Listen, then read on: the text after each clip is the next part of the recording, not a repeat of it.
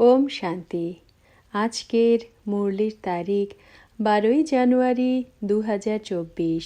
প্রাত মুরলি মধুবন।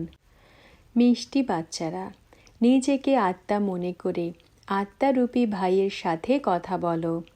দৃষ্টিকে এইরকম পাকা করো, তাহলে ভূত বা বিকার প্রবেশ করতে পারবে না। কারো মধ্যে বিকারের ভূত দেখলে নিজেকে সরিয়ে নাও। প্রশ্ন: বাবার হওয়ার পরেও বাচ্চারা কেউ আস্তিক তো কেউ নাস্তিক কেন?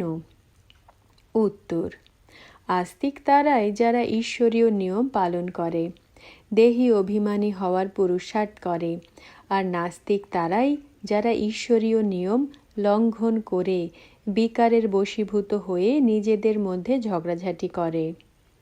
আস্তিক বাচ্চারা দেহসহ দেহের সব সম্বন্ধ থেকে বুদ্ধিযোগ সরিয়ে সবাইকে ভাই ভাই মনে করে।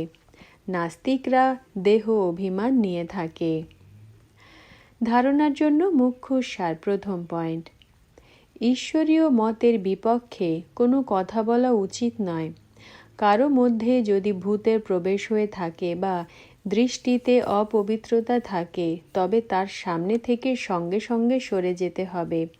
তার সাথে বেশি কথা বলা উচিত নয়। দ্বিতীয় পয়েন্ট: খুশিকে স্থায়ীভাবে ধরে রাখার জন্য অধ্যয়নের প্রতি সম্পূর্ণ মনোযোগী হতে হবে। আসুরি গুণকে অপসারণ করে দৈবী গুণ ধারণ করে আস্তিক হতে হবে। বরদান: নিশ্চয় আর নেশার আধারে সকল পরিস্থিতির ওপরে বিজয় প্রাপ্তকারী সিদ্ধি স্বরূপ ভব। ব্যাখ্যা: যোগের দ্বারা এখন এমন সিদ্ধি প্রাপ্ত করো যাতে অপ্রাপ্তিও প্রাপ্তির অনুভব করাবে। নিশ্চয় আর নেশা সকল পরিস্থিতিতে তোমাদেরকে বিজয়ী করে দেবে। পরবর্তী সময়ে এমন পরীক্ষার পেপারও আসবে যে শুধুমাত্র শুকনো রুটি খেতে হবে, কিন্তু নিশ্চয় নেশা আর যোগের সিদ্ধির শক্তি সেই শুকনো রুটিকেও নরম বানিয়ে দেবে। তোমাদেরকে ব্যতিব্যস্ত করবে না। তোমরা সিদ্ধি স্বরূপের মহিমায় স্থিত হয়ে থাকো। তাহলে কেউ তোমাদেরকে সমস্যায় ফেলতে পারবে না। কোনো সাধন থাকলে তা নিশ্চিন্তে ব্যবহার করো, কিন্তু সেই সাধন যেন সময়ে তোমাদেরকে ধোঁকা না দেয়, সেটা চেক করো।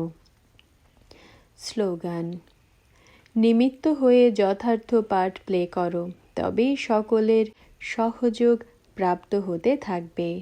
ওম শান্তি।